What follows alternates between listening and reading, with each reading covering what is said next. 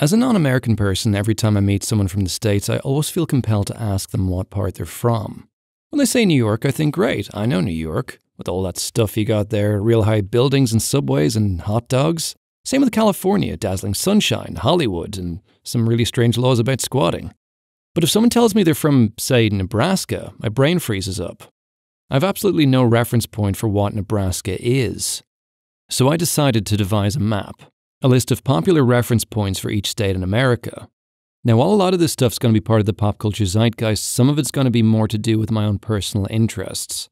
And since I've got 50 states to get through, I'll be doing it real brisk-like. Both California and New York could have many hundreds of different things associated with them.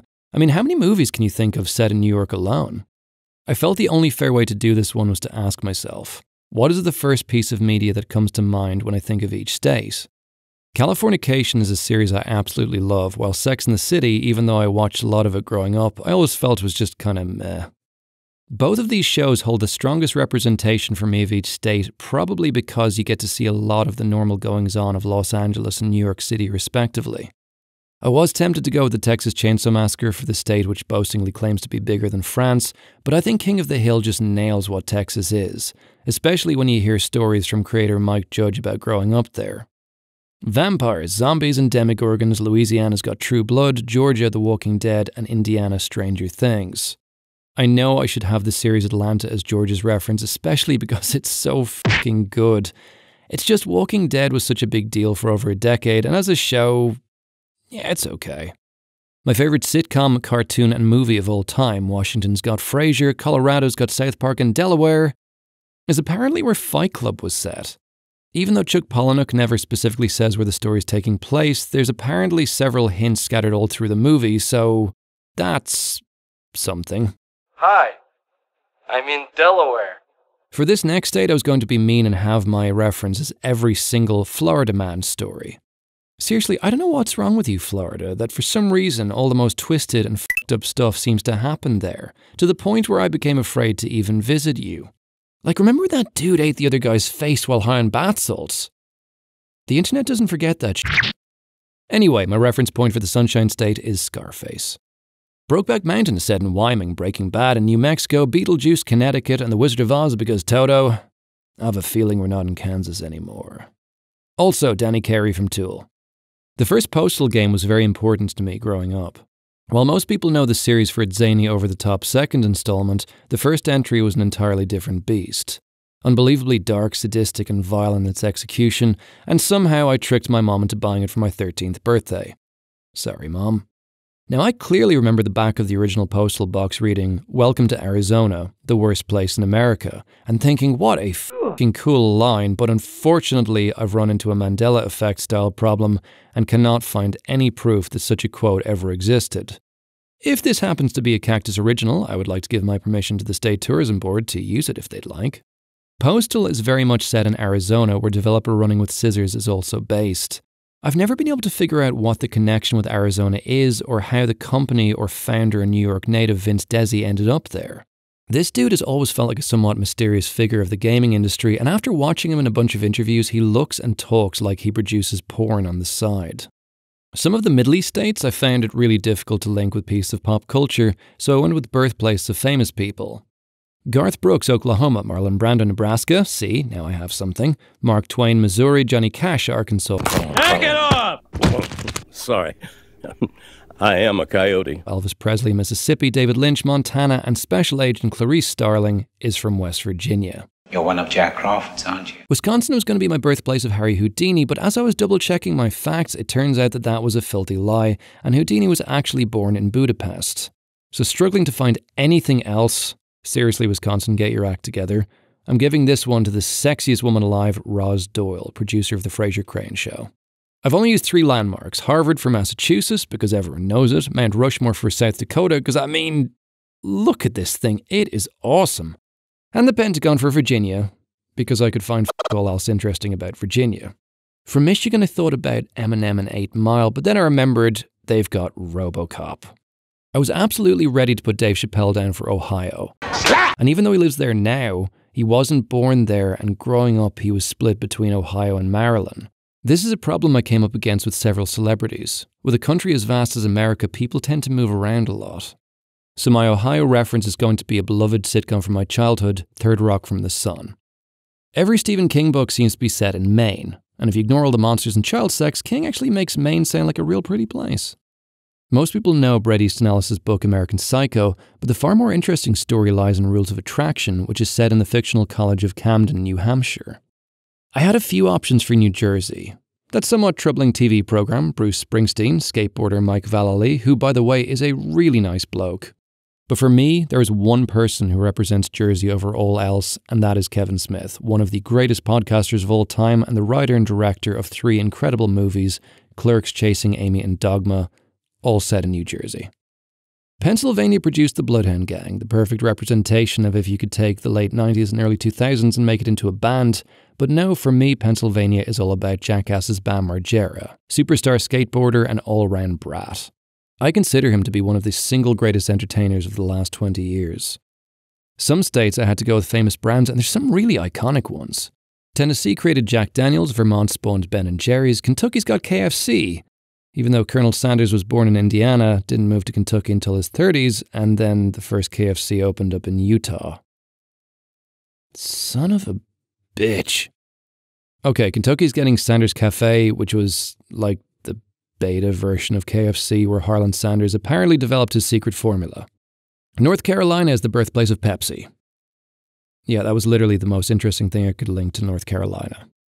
The second place cola.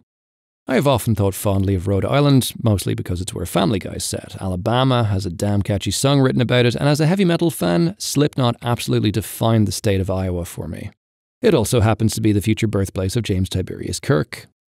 Napoleon Dynamite gave Idaho such character through the ordinary and the mundane, and it very much made me want to visit. I'm Idaho! Yes, of course you are. My mom was really into this series called Northern Exposure, which in my youth I ended up watching a lot. It was a really captivating show, but I'd be hard-pressed to tell you why. The story follows Joel Fleischman, a recently transferred New York doctor trying to adjust to life in small-town Alaska.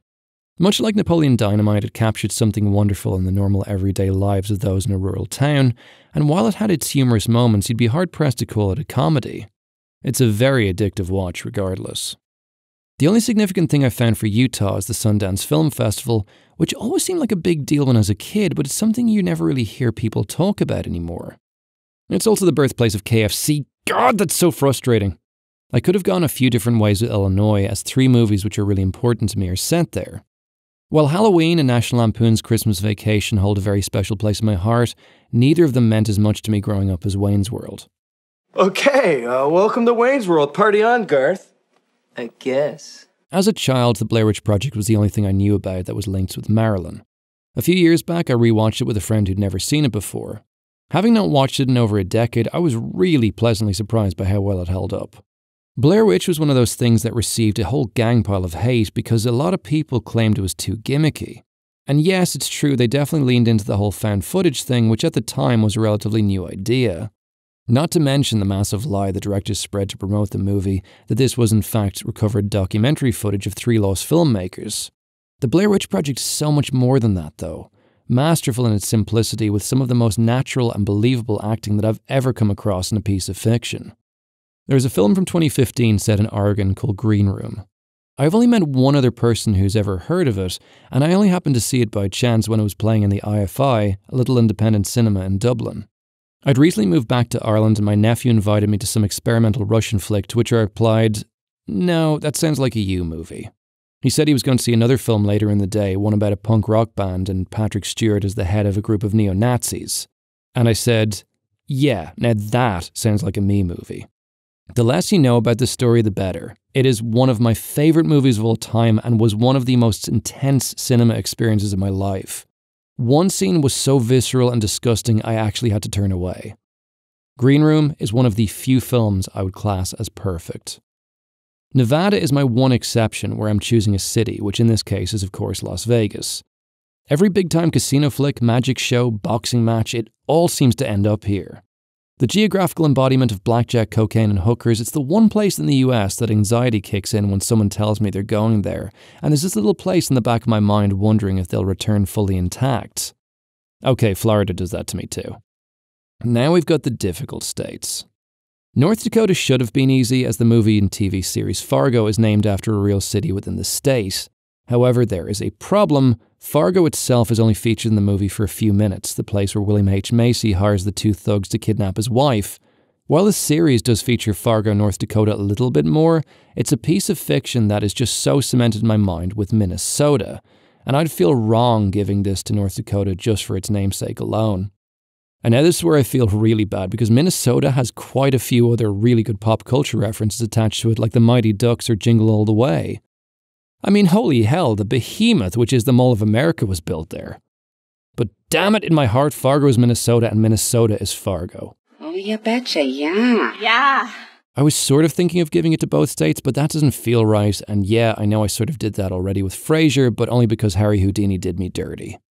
So what does that leave North Dakota? You know that film The Leprechaun with Warwick Davis and a really young Jennifer Aniston? That's set in North Dakota. I did not think I was going to get so stuck finding something for Hawaii. On the one hand, everyone knows it because it's a tropical paradise, and I've always found it hilarious that it's part of the United States despite being 2,400 miles away from the mainland. That'd be like if Albania said, hey, see Iceland? Yeah, that's ours now. I was originally going to put down Hawaii 5-0 or possibly Magnum P.I., which honestly are both from before my time, and two series I have absolutely no personal connection with other than the fact that Tom Selleck is an objectively beautiful man. You've also got Pearl Harbor, a movie I still haven't seen due to the general apathy that surrounds it. You have a bunch of famous people who were born there, and I guess hold some importance to me. So you know what I landed on? Hawaii is the residence of McLovin, 25-year-old organ donor. What? What name? What name? Who are you, Seal? I struggled with South Carolina. I mean, really, really struggled.